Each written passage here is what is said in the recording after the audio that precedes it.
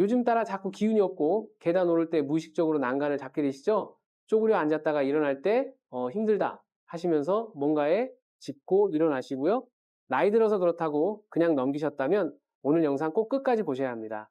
왜냐하면 이 모든 증상들이 사실은 단백질 부족으로 인한 근육 감소증의 신호일 수 있거든요. 오늘 이 영상을 끝까지 들으시면 계란보다 단백질이 더 많은 놀라운 음식 5가지와 3달 만에 활력을 되찾는 비밀 식단을 모두 알게 되실 겁니다. 안녕하세요. 저는 40년간 내과 진료를 해온 의사 이태호입니다. 올해 67세인 저도 지금 이 순간까지 현역으로 환자분들을 만나고 있습니다. 사실 제가 이 나이에도 건강하게 진료를 계속할 수 있는 이유가 있어요. 바로 오늘 여러분께 알려드릴 그 비밀 때문입니다. 많은 분들이 나이 들면 당연히 아픈 거라고 생각하시는데 저는 그렇지 않다고 확신해요. 지난 40년간 수많은 환자분들을 만나면서 깨달은 게 있어요. 똑같은 나이인데도 어떤 분은 80세가 넘어서도 정정하시고 어떤 분은 60대부터 이곳저곳 아프기 시작하세요. 그 차이가 뭘까요? 바로 오늘 말씀드릴 그것 때문입니다. 여러분, 혹시 이런 생각 해보신 적 있으세요? 내가 왜 이렇게 기력이 없을까? 예전 같지 않네. 그런데 병원에 가면 나이에 비해 건강하세요 라는 말만 듣고 돌아오시죠. 사실 이 모든 증상들 나이 탓이 아닙니다. 우리 몸에 꼭 필요한 그것이 부족해서입니다. 그게 바로 단백질이에요. 67세 현직 의사인 제가 매일 챙기는 계란보다 단백질이 더 많은 음식. 이걸 모르시면 매달 들어가는 병원비는 물론이고 자식들에게 짐만 되는 삶을 살게 될 수도 있습니다. 하지만 반대로 이것만 제대로 아시면 3달 만에 예전 같은 활력을 되찾을 수 있어요. 지금부터 알려드릴게요. 노후 건강은 단백질에서 시작됩니다. 그런데 여기서 진짜 중요한 건 대부분의 분들이 단백질에 대해 완전히 잘못 알고 계시다는 겁니다. 혹시 이런 적 없으셨나요? 아침에 일어나면 온몸이 뻐근하고 계단 오를 때 무의식적으로 난간을 잡게 되고 마트에서 장 보다가 중간에 쉬고 싶어지고 예전엔 거뜬했던 김장이 이제 너무 힘들고 나이 들어서 그렇지 뭐 하고 넘기셨죠. 그런데 정말 그럴까요? 이 모든 증상들의 진짜 원인은 근육감소증 때문일 수 있어요. 근육감소증이라는 말 들어보셨나요? 나이가 들면서 근육량이 줄어들고 근력이 약해지는 질환이에요. 우리 몸의 근육량은 30세부터 매년 1%씩 줄어들기 시작해요. 그런데 60세가 넘으면 이 속도가 더 빨라져서 매년 3%씩 줄어들어요. 10년이면 30%나 사라지는 거예요. 근육이 줄어들면 어떤 일이 생길까요? 첫째, 기초대사율이 떨어져서 조금만 먹어도 살이 찌고 쉽게 피곤해져요. 둘째, 균형 감각이 나빠져서 넘어지기 쉬워지고 한번 넘어지면 큰 부상으로 이어질 수 있어요. 셋째, 면역력이 떨어져서 감기도 자주 걸리고 회복도 느려져요. 가장 무서운 건 이런 악순환이에요. 근육이 줄어들면 피 활동이 줄어들고 피 더 근육이 줄어들고 피 더 약해지고 이렇게 반복되면서 결국 침대에서 일어나기도 힘든 상태가 될 수 있어요. 하지만 다행히 이 모든 건 예방할 수 있어요. 바로 충분한 단백질 섭취를 통해서 말이에요.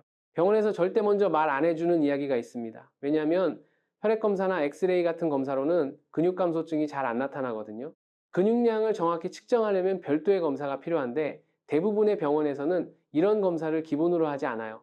그래서 여러분의 기력 없음, 허기짐, 밤의 추위, 나는 것이 모두 근육감소증의 초기 증상일 수 있는데도 나이에 비해 건강하다는 말만 듣고 돌아오시는 거예요. 아니, 의사 선생님, 저는 매일 계란도 먹고 고기도 먹는데요. 이렇게 말씀하시는 분들 정말 많으세요. 그런데 문제는 여기에 있습니다. 우리가 젊었을 때는 계란 하나, 고기 한 점이면 충분했어요. 하지만 60 넘어서도 똑같이 먹으면 될까요? 절대 안 됩니다. 왜냐하면 우리 몸의 단백질 흡수율이 나이가 들수록 급격히 떨어지거든요. 60대는 20대의 절반도 안 됩니다. 똑같이 먹어도 몸에 들어가는 건 절반도 안 된다는 뜻이에요.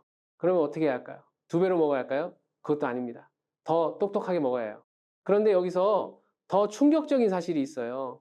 우리가 지금까지 단백질이라고 믿고 먹어왔던 것들이 사실은 효율이 떨어진다는 겁니다. 예를 들어 볼게요. 여러분 아침에 계란 하나 드시고 오늘 단백질 챙겼다 하고 안심하시는 분들 많으시죠? 그런데 계란 하나에 들어있는 단백질이 얼마나 될까요? 고작 6g이에요. 우리 나이에 필요한 하루 단백질량이 50g에서 60g인데 계란 하나로는 10분의 1도 안 되는 거예요. 그럼 계란을 10개씩 먹어야 하나요? 그것도 아니에요. 콜레스테롤도 걱정되고 무엇보다 우리 위장이 견딜 수가 없어요. 그래서 더 똑똑한 방법이 필요한 거예요. 또 다른 예를 들어 볼게요. 고기를 드시는 분들도 마찬가지예요. 나는 고기도 먹고 있는데 라고 하시지만 실제로는 얼마나 드시나요? 손바닥 크기 정도? 그것도 일주일에 몇 번이나 드시나요? 게다가 나이가 들면 고기가 잘 안 넘어가시죠? 씹기도 힘들고 소화도 잘 안 되고요. 이런 생각 해보신 적 있으시죠? 나는 매일 계란도 먹고 고기도 먹는데 왜 이럴까? 옆집 할머니는 나보다 나이 많은데 왜 더 건강해 보이지? 병원에서는 별 이상 없다는데 그 이유를 지금부터 정확히 알려드릴게요. 첫 번째, 위산 부족입니다. 나이가 들면서 위산 분비가 현저히 줄어들어요. 위산이 부족하면 단백질이 제대로 분해가 안 됩니다. 아무리 좋은 단백질을 먹어도 소화가 안 되면 그냥 빠져나가고 근육으로 가지 못해요. 혹시 요즘 소화가 예전 같지 않다고 느끼신 적 있으세요? 그게 바로 이 때문입니다. 두 번째, 흡수율 저하입니다. 우리 몸이 단백질을 근육으로 바꾸는 능력이 젊을 때보다 현저히 떨어져요. 의학용어로는 동화작용 저항성이라고 하는데 쉽게 말해서 먹어도 근육이 안 만들어진다는 뜻입니다. 그래서 근육 감소증을 예방하려면 60세 이후에는 젊을 때보다 1.5배 이상의 단백질이 필요해요. 이게 많은 분들이 모르시는 중요한 사실이에요. 세 번째, 잘못된 식습관입니다. 아침 걸으시는 분들 많으시죠? 그리고 저녁에 몰아서 드시고 이렇게 하시면 근육 합성의 효과가 거의 제로예요. 우리 몸은 한 번에 흡수할 수 있는 단백질량의 한계가 있거든요. 한 끼에 20g에서 30g이 최대입니다. 그 이상 먹으면 그냥 배출되고 근육으로 가지 못해요. 특히 근육 감소증이 시작되면 이런 악순환이 반복돼요. 근육이 줄어들면 폐인지 기초대사율이 떨어지고 폐인지 식욕도 줄어들고 폐인지 더 적게 먹게 되고 폐인지 섭취는 더욱 부족해지고 폐인지 근육이 더 빨리 줄어들고 이런 식으로 말이에요. 하지만 이걸 아시면 완전히 달라집니다. 실제로 저희 병원에 오신 70대 박순덕 여성분 사례를 말씀드릴게요. 이분은 무릎이 아파서 손주 돌보기가 힘드셨어요. 계단 오르는 것도 힘들어 하시고 조금만 움직여도 숨이 차셨죠. 그런데 가장 속상했던 건 손주들이 할머니 같이 놀자고 할 때 할머니는 아파서 안 돼 라고 말해야 하는 거였대요. 그분이 식단을 바꾸신 후 어떻게 되셨을까요? 한 달 후에는 무릎 통증이 눈에 띄게 줄었고 2달 후에는 계단을 손잡이 없이도 오르셨어요. 3달 후에는 손주들과 공원에서 술래잡기까지 하고 계시더라고요.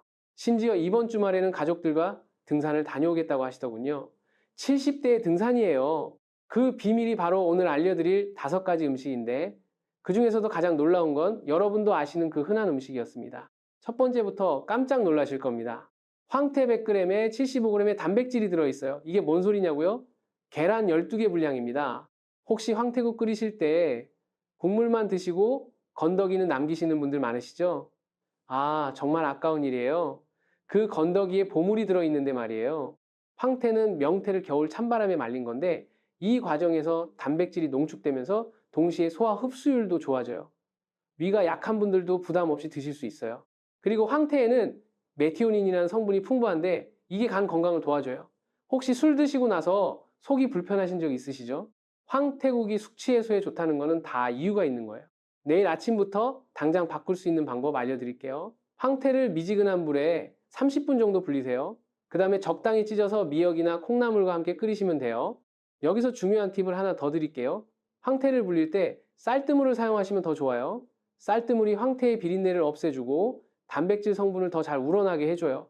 그리고 불린 황태는 먹기 좋게 작은 크기로 찢어주세요. 너무 크면 씹기 힘드시거든요. 황태국을 끓일 때는 무나 감자를 함께 넣으면 더 맛있어요. 특히 무는 황태의 단백질 흡수를 도와주는 효과도 있고요. 국물이 우러나면 황태 건더기는 건져서 따로 넣고 필요에 따라 간을 맞추세요. 중요한 건 국물보다 건더기를 챙겨 드시는 거예요. 단백질은 건더기에 있거든요. 많은 분들이 국물만 드시고 건더기는 버리시는데 그러면 정작 중요한 영양소를 놓치는 거예요. 하지만 이렇게 드시면 오히려 독이 됩니다. 나트륨 때문이에요. 국물을 너무 짜게 드시면 혈압이 안 좋아요. 그러니까 간은 최대한 싱겁게 하시고 건더기 위주로 드세요. 주 3회에서 4회 정도가 적당해요. 고혈압 있으신 분들은 특히 주의하시고요. 두 번째는 더 놀라운데 이건 여러분 냉장고에 항상 있는 그것입니다. 두부 한 모에 약 20g의 단백질이 들어있어요. 그런데 이게 얼마나 경제적인지 아세요? 한 달 먹어도 계란값보다 싸요. 냉장고에 항상 있는 그 두부가 이런 보물이었다니 놀랍지 않으세요? 사실 많은 분들이 두부를 그냥 밑반찬 정도로만 생각하시는데 이건 정말 훌륭한 단백질 공급원이에요. 두부를 고를 때도 팁이 있어요. 가능하면 국산 콩으로 만든 두부를 선택하세요. 그리고 포장을 뜯었을 때 물이 너무 많이 나오는 두부보다는 단단한 두부가 단백질 함량이 더 높아요. 포장지에 적힌 영양성분표를 한 번씩 확인해 보시는 것도 좋은 방법이에요. 두부의 또 다른 장점은 뼈 건강이에요. 무릎 아픈 분들 특히 주목하세요. 두부에는 이소플라본이라는 성분이 들어있는데 이게 갱년기 이후 뼈 건강에 도움이 돼요. 특히 여성분들에게는 더욱 중요한 영양소죠. 그리고 두부는 이미 분해된 상태라서 소화 효소가 부족한 우리 나이에도 쉽게 소화돼요. 고기는 씹기 힘들고 소화도 잘 안 되는데 두부는 부드러워서 이가 안 좋은 분들도 드시기 편해요. 아침, 점심, 저녁 다르게 먹는 법 알려드릴게요. 아침에는 두부찜, 점심에는 두부조림, 저녁에는 된장국에 넣어서 드세요. 간식으로는 따뜻한 순두부도 좋고요. 주의하실 점은 순두부보다는 단단한 모두부가 단백질 함량이 더 높다는 거예요. 순두부는 100g당 5g 정도인데 단단한 두부는 15g 이상 들어있어요. 그리고 두부는 차가운 성질이 있어서 몸이 찬 분들은 따뜻하게 조리해서 드시는 게 좋아요. 세 번째는 요즘 젊은 사람들도 찾는다는 그 작은 콩인데 병아리 콩 이름만 들어도 귀엽죠? 그런데 효과는 무시무시해요. 삶은 병아리 콩 100g에 약 20g의 단백질이 들어있고 식이섬유도 풍부해서 장 건강까지 챙길 수 있어요. 혹시 화장실 가기 힘드신 분들 계시죠? 2, 3일에 한 번꼴로 가시는 분들 병아리 콩이 이 문제도 해결해줘요. 평소 변비로 고생하셨던 분들이 병아리 콩을 드시기 시작한 후 놀라운 변화를 경험하셨다고 해요. 매일 편안하게 화장실을 가게 되면서 속도 훨씬 시원해지고 전체적으로 몸이 가벼워진다고 하시더라고요. 병아리 콩은 일반 콩보다 단백질 함량이 높고 필수 아미노산이 골고루 들어있어서 완전 단백질에 가까워요. 특히 비타민 B9이 들어있는데 이게 단백질 대사를 도와서 흡수율을 높여줘요. 그런데 병아리 콩에 또 다른 놀라운 점이 있어요. 혈당 조절에도 도움이 된다는 거예요. 혹시 식후에 졸음이 몰려오신 적 있으시죠? 특히 점심 드시고 나서 오후에 너무 피곤해지시는 분들, 이게 혈당이 급격히 오르락내리락 하기 때문인데 병아리 콩은 혈당을 천천히 올려서 안정적으로 유지해줘요. 한번 준비하면 한 달 든든한 보관법 알려드릴게요. 1kg 정도 구입해서 반나절 정도 물에 불리세요. 그 다음에 압력솥에서 20분 정도 삶으면 돼요. 삶은 후에는 한 컵씩 소분해서 냉동실에 보관해두고 필요할 때마다 꺼내서 쓰세요. 냉동 보관하면 3개월까지도 신선하게 드실 수 있어요. 믹서에 갈아서 죽으로 만들면 소화가 힘든 분들도 쉽게 드실 수 있어요. 밥 지을 때 넣어도 되고 샐러드에 뿌려 먹어도 되고 콩자반처럼 만들어 반찬으로 먹어도 돼요. 특히 병아리 콩죽은 정말 고소하고 든든해요. 물이나 육수에 삶은 병아리 콩과 쌀을 함께 넣고 끓이면 되는데 소화도 잘 되고 포만감도 오래 지속돼요. 위가 약한 분들에게도 부담이 없고요. 혹시 복부에 가스가 찰 수 있으니까 처음엔 하루 한 큰술 정도로 시작하세요. 일주일 정도 몸이 적응하면 조금씩 양을 늘려가시면 돼요. 충분히 불리고 오래 삶을수록 소화가 더 잘 돼요. 네 번째는 여러분이 매일 드시는 그건데 이게 이렇게 대단한 줄 몰랐을 거예요. 나물 무칠 때 넣는 그 들깨가 단백질 함량이 20%를 넘어요. 들깨 한 큰술에 약 3g의 단백질이 들어있고 오메가3 지방산까지 풍부해요. 혹시 콜레스테롤 걱정 많으시죠? 들깨가 바로 혈관 청소부예요. 들깨에 들어있는 알파리놀렌산이 체내에서 EPA와 DHA로 바뀌면서 혈관 건강을 도와줘요. 그리고 깜빡깜빡 하는 것도 도움된다고 하네요. 뇌 건강에도 좋다는 뜻이에요. 들깨, 미역국, 나물무침, 선식 등에 활용해 보세요. 볶은 들깨를 가루로 만들어서 요리에 뿌려 먹으면 고소한 맛과 영양을 한 번에 잡을 수 있어요.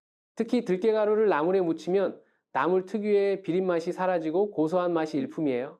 시금치 나물, 콩나물 무침에 들깨가루 넣으면 손주들도 좋아해요. 하지만 많이 먹으면 오히려 안 좋아요. 들깨는 칼로리가 높아서 하루 한 스푼에서 두 스푼이 적당해요. 들깨 100g에는 550칼로리 정도가 들어있거든요. 그리고 들깨는 쉽게 상하니까 볶은 후 밀폐용기에 담아서 서늘한 곳에 보관하시고 가능하면 한 달 이내에 드세요. 그런데 여기서 또 하나 말씀드릴 게 있어요.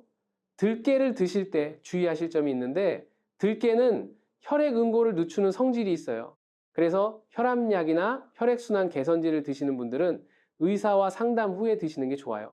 그리고 들깨는 신선할 때 드시는 게 가장 좋아요. 볶은 들깨가 쓴맛이 난다면 산패된 것일 수 있으니까 드시지 마세요. 신선한 들깨는 고소하고 달콤한 맛이 나거든요.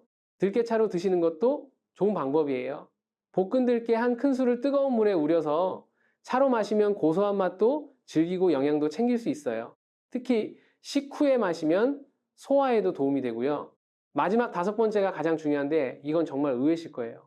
시금치와 버섯이요. 채소인데 단백질이 이렇게 많다고요? 시금치 3컵에 단백질이 2g, 버섯 100g에 3g이 들어있어요. 그런데 칼로리는 어떨까요? 시금치 3컵은 20칼로리, 버섯 100g도 20칼로리밖에 안 돼요. 많이 먹어도 살 안 찌는 이유가 바로 이거예요. 시금치에는 칼슘과 철분도 많이 들어있고 비타민 K, A, C, 그리고 엽산, 마그네슘 등 영양소가 정말 다양해요. 버섯은 산에서 나는 고기라고 하죠. 단백질 함량이 달걀의 절반 정도지만 칼로리는 계란의 4분의 1밖에 안 돼요. 반찬으로 매일 먹는 그 의미가 이제 다르게 느껴지죠? 시금치나물 버섯볶음. 이런 게 다 단백질 보충이었던 거예요. 혹시 시금치 드실 때 떫은 맛 때문에 어려워하시는 분들 계시죠? 시금치의 떫은 맛은 수산이라는 성분 때문인데 끓는 물에 살짝 데치면 대부분 제거돼요. 그리고 참기름이나 들기름을 넣고 무치면 떫은 맛이 더욱 줄어들어요. 시금치는 계절마다 맛이 달라요. 봄 시금치는 부드럽고 단맛이 나고 겨울 시금치는 잎이 두껍고 영양소가 더 풍부해요. 어떤 시금치든 드시면 좋지만 가능하면 제철 시금치를 드시는 게 맛도 좋고 영양도 더 풍부해요. 버섯도 종류에 따라 영양소가 조금씩 달라요. 느타리 버섯은 단백질이 특히 많고 팽이버섯은 식이섬유가 풍부해요. 표고버섯은 면역력을 높이는 성분이 들어있고요. 어떤 버섯이든 드시면 좋으니까 기호에 맞춰서 선택하세요. 버섯을 보관할 때는 냉장고에 넣어두시되 비닐봉지보다는 종이봉투에 넣어서 보관하세요. 습기가 차면 금방 상하거든요. 그리고 버섯은 씻지 말고 키친타월로 살짝 닦아서 사용하는 게 좋아요. 자, 이제 5가지를 다 말씀드렸는데 여기서 진짜 중요한 이야기가 남았습니다. 아무리 좋은 단백질을 알아도 어떻게 먹느냐에 따라 효과가 완전히 달라져요. 이런 고민하고 계시죠? 다 좋은 건 알겠는데 매일 어떻게 챙겨 먹지? 언제 먹어야 가장 효과적일까? 다른 음식과 같이 먹으면 안 되는 건 없나? 지금부터 그 모든 궁금증을 해결해 드릴게요. 첫 번째, 타이밍의 과학입니다. 아침, 점심, 저녁으로 나누어서 드세요. 한 끼에 20g에서 30g씩 드시는 게 가장 효과적이에요. 특히 아침 식사에서의 단백질이 중요해요. 밤새 공복 상태였던 몸에 아침에 단백질을 공급해주면 하루 종일 근육 합성이 활발해집니다. 두 번째, 조합의 마법입니다. 이것들과 함께 먹으면 흡수율이 2배가 돼요. 비타민 B군이 풍부한 음식과 함께 드세요. 달걀 노른자, 시금치, 브로콜리, 현미, 통밀 같은 것들이요. 이들이 단백질이 근육으로 바뀌는 과정을 도와줘요. 건강한 지방도 중요해요. 들기름이나 참기름 같은 건강한 지방은 단백질 소화 흡수를 돕고 세포막을 튼튼하게 만들어서 영양소가 잘 전달되도록 해줘요. 발효식품도 함께 드세요. 된장국, 청국장, 김치 같은 발효식품과 함께 먹으면 장 건강과 단백질 흡수율을 동시에 높일 수 있어요. 세 번째, 피해야 할 조합이 있어요. 이렇게 먹으면 효과가 제로가 돼요. 커피나 녹차를 단백질 식사와 함께 드시면 안 돼요. 카페인이 단백질 흡수를 방해해요. 최소 1시간은 간격을 두세요. 또 하나 주의하실 점은 알코올이에요. 술을 드시면 단백질 합성이 현저히 떨어져요. 특히 우리 나이에는 알코올 분해 능력도 떨어지니까 가능하면 금주하시거나 정 드셔야 한다면 단백질 식사와는 최소 서너 시간 간격을 두세요. 그리고 너무 짠 음식도 피하세요. 나트륨이 많으면 신장에 부담을 주고 결과적으로 단백질 대사에도 악영향을 줄 수 있어요. 특히 라면이나 인스턴트 음식은 나트륨이 너무 많으니까 자주 드시지 마세요. 현실적이고 경제적인 식단 제안해 드릴게요. 특별한 거 없이도 충분히 가능해요. 아침에는 황태 미역국과 두부조림 그리고 병아리콩을 곁들여 드세요. 황태 미역국 한 그릇에서 약 15g, 두부조림에서 10g, 병아리콩 한 큰술에서 3g 정도로 총 28g의 단백질을 드실 수 있어요.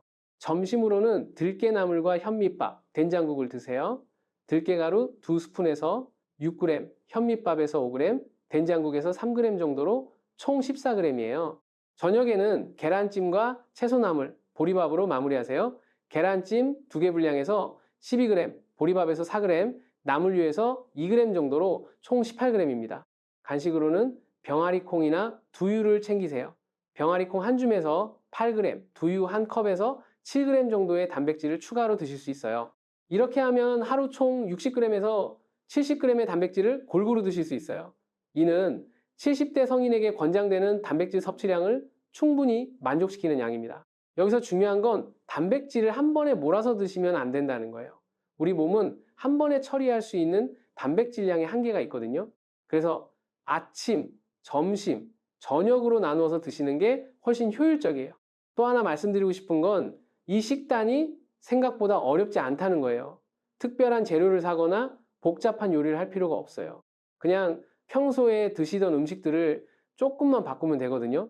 예를 들어 평소에 미역국 끓이실 때 황태만 추가하시면 되고 반찬으로 나물 하나 더 올리시고 두부 요리 하나만 추가하시면 돼요. 이렇게 간단한 변화만으로도 단백질 섭취량이 2배 이상 늘어나요. 한 달 식비도 크게 늘지 않아요. 황태, 두부, 병아리콩, 들깨, 시금치, 버섯 다 우리가 평소에 먹던 것들이잖아요. 오히려 외식이나 간식을 줄이게 되니까 전체 식비는 비슷하거나 더 줄어들 수도 있어요. 첫 주에는 이것 하나만 바꿔보세요. 아침에 황태국 끓여서 건더기까지 드시는 거예요. 그것만으로도 하루 단백질 섭취량이 크게 늘어날 거예요. 두 번째 주에는 여기에 이것 하나 더 추가하세요. 점심이나 저녁에 두부 반찬을 하나씩 넣는 거예요. 세 번째 주에는 병아리콩을 준비해서 밥에 넣거나 간식으로 드세요. 네 번째 주에는 나물 무칠 때 들깨가루를 넣고 시금치나 버섯 반찬을 하나씩 추가하세요. 한 달 후에는 이 정도면 완전히 달라질 겁니다. 기력도 생기고 잠도 잘 자고 소화도 잘 되고 무엇보다 활력이 넘칠 거예요. 그런데 여기서 한 가지 더 중요한 말씀을 드릴게요. 단백질 섭취와 함께 적당한 운동도 병행하시면 효과가 배가 돼요. 거창한 운동이 아니어도 돼요. 하루 30분 정도 산책하시거나 집에서 간단한 스트레칭만 하셔도 충분해요. 특히 식후 10분 정도 가벼운 산책을 하시면 소화에도 도움이 되고 혈당 조절에도 좋아요. 그리고 근육을 조금이라도 사용하면 단백질이 근육으로 가는 비율이 높아져요. 또 하나 강조하고 싶은 건 물 섭취예요. 단백질을 대사하는 과정에서 물이 많이 필요해요. 하루에 8잔 정도 조금씩 자주 마시세요. 한 번에 많이 마시는 것보다는 조금씩 자주 마시는 게 좋아요. 마지막으로 가장 중요한 말씀을 드리겠습니다. 이런 상상해 보세요. 내년 이맘때 손주들과 신나게 뛰어다니는 나, 계단 오를 때 숨 안 차는 나, 아침에 일어나면 개운한 나, 병원 덜 가는 나. 이 모든 게 단지 식단 하나 바꾸는 것으로 가능해요. 단백질은 얼마나 먹느냐보다 어떻게, 언제, 무엇과 함께 먹느냐가 더 중요합니다. 특히 60세 이후에는 근육이 줄고 체력이 떨어지며 허리나 무릎 통증이 이유 없이 시작되죠. 그 원인을 나이로만 돌리지 마세요.